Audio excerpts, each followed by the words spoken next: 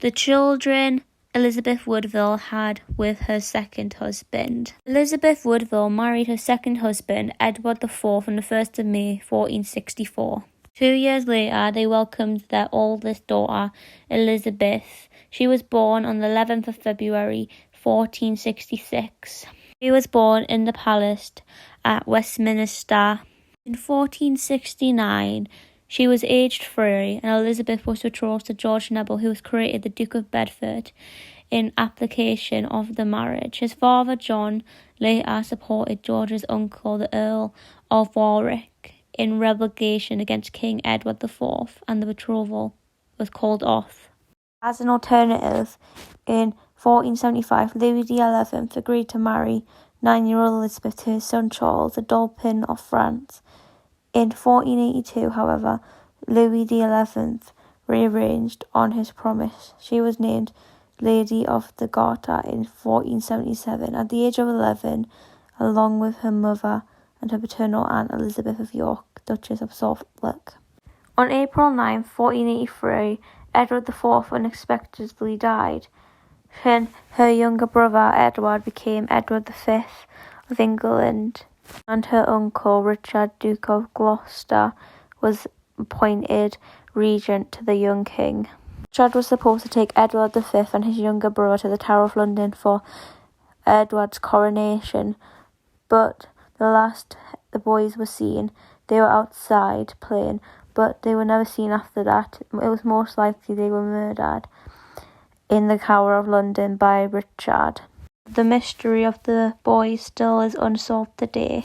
Henry VII acknowledged the necessity to marry Elizabeth to make sure his rule was weakened and claimed on the surviving members of the House of York. It seemed Henry wished to be seen as ruling in his own right, having been claimed the throne by right conquest and not by his marriage. Also, the War of the Roses had a big impact on his ruling. Elizabeth gave birth to their first son, Arthur, on the 20th of September 1486, 8 months after the marriage took place. Elizabeth was crowned queen on the 25th of November 1487. She gave birth to several more children, but only 4 survived infancy: Arthur, Margaret, Henry, and Mary. The ones that died were Edmund and Catherine and Elizabeth. Since the couple's marriage was political and arrangement, they might have not liked each other, but in historical records confirmed that the couple indeed had a love for each other within time. After the Civil War ended after 32 years, the new Tudor dynasty needed to put an end to quarrelling Yorkshire and Lancastrian families. Elizabeth's sisters, Cecily and Anne of York, and her cousin Margaret Pole, were married to Lancastrian men who were loyal to Henry. Elizabeth experienced very little political influence as queen due to her strong-minded mother-in-law, Lady Margaret Bedford, but she was reported to be gentle, kind, and generous to the relation servants and benefactors. As the Queen, Elizabeth made good arrangements for the education of her children, including the future Henry VIII. He only became king because his older brother Arthur died of a sweating sickness in 1502. In 1502, Elizabeth became pregnant with her youngest daughter Catherine. After giving birth, she died on her birthday on the 11th of February. Her daughter Catherine only died a few days later. The death of Elizabeth left her family in deep mourning. It shattered everybody, especially her husband. Another says Henry Tudor privately departed to a solitary place, and where no man should respond to undo him. Elizabeth and Edward had another daughter a year later. She was named Mary. Mary was born on the 11th of August 1467 at Windsor Castle as the second daughter. In 1467, the king granted his wife the use of Sheen Palace in Surrey, where the royal nursery was organised.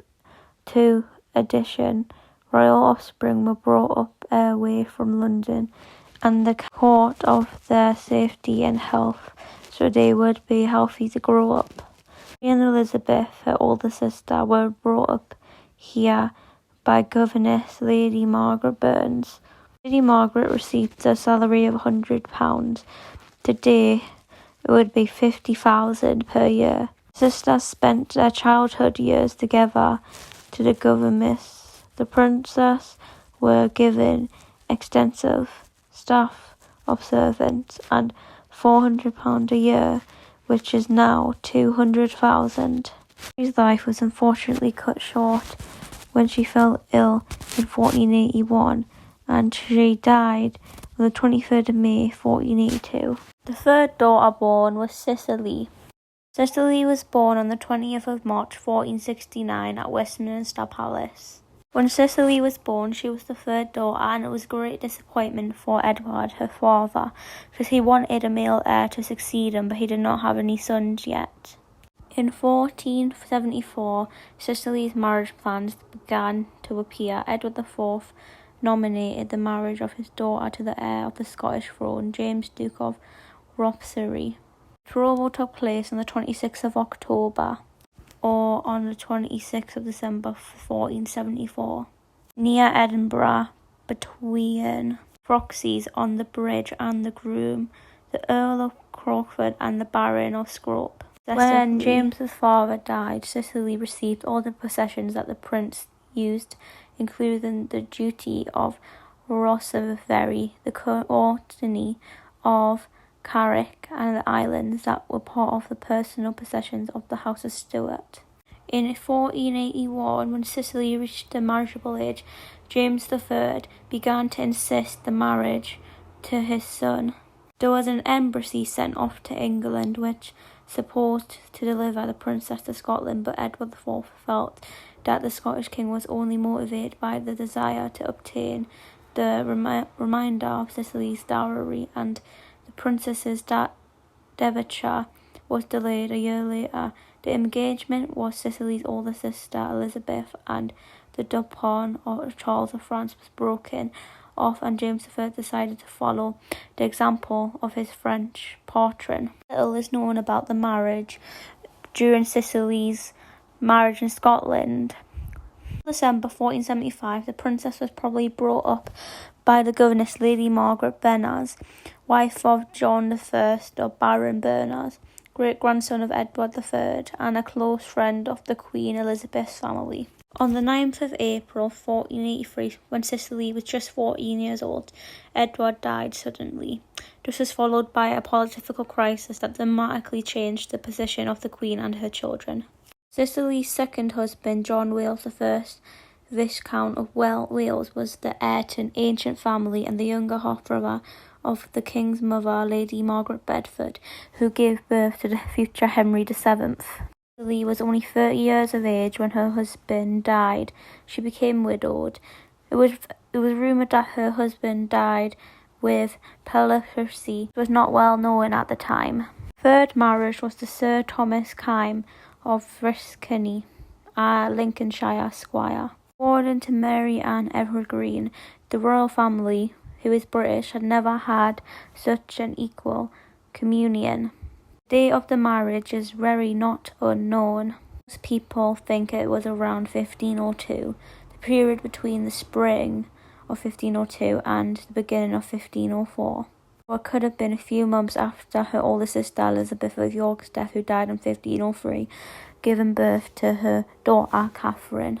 Not many people know about Cicely's later years in life. Don't know much about her third marriage.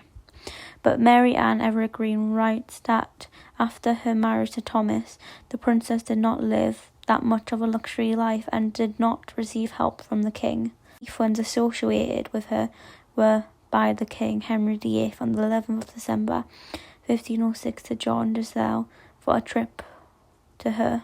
1506, Lady Margaret Bedford reserved a bedroom for Cicely at Corden Mansion and later paid part of the cost of the princess's funeral. Cicely died on the 24th of August 1507. The place of her death is not determined. One person recorded that she died on the Isle of Wight and was buried in Quaker Abbey. She had 4 children, Anne, Elizabeth, Margaret and Richard.